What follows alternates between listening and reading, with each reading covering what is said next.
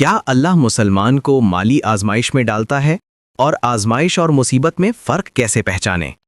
اسلام ہمیں بتاتا ہے کہ انسان کی زندگی کبھی آسانیوں سے بھری ہوتی ہے اور کبھی آزمائشوں سے۔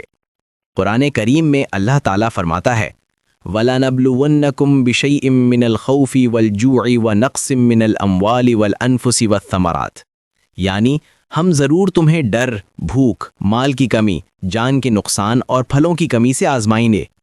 اس سے معلوم ہوا کہ مالی تنگی بھی اللہ کی طرف سے ایک آزمائش ہے، اور یہ مومن کے ایمان، صبر، اعتماد اور اللہ پر توکل کو جانچنے کا ذریعہ بنتی ہے۔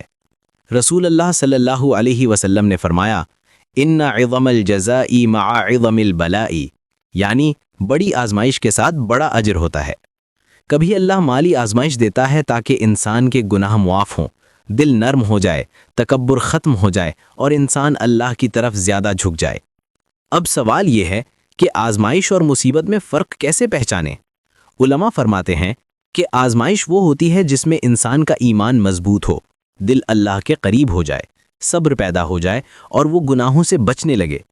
اگر مالی تنگی کے باوجود انسان نماز، دعا، ذکر اور حلال روزی کی کوشش جاری رکھتا ہے تو یہ نشانی ہے کہ یہ آزمائش ہے، سزا نہیں۔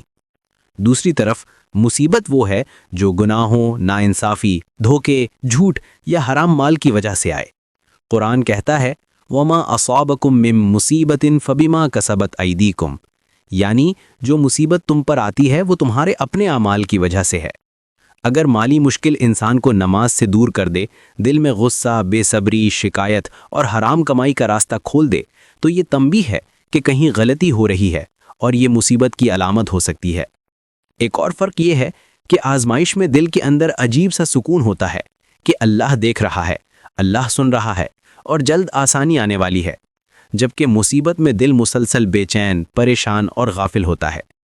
آخر میں یاد رکھیں، ہر مالی تنگی پنشمنٹ نہیں ہوتی، کبھی یہ اللہ کی محبت کا اظہار ہوتی ہے۔ نبی صلی اللہ علیہ وسلم نے فرمایا جسے اللہ بھلائی دینا چاہتا ہے اسے آزمائش میں ڈالتا ہے۔ اس لیے ایسے وقت میں صبر، استغفار، دعا اور محنت کے ساتھ اللہ سے مدد مانگنی چاہیے، کیونکہ آسانی ہمیشہ تنگی کے بعد ہی آتی ہے۔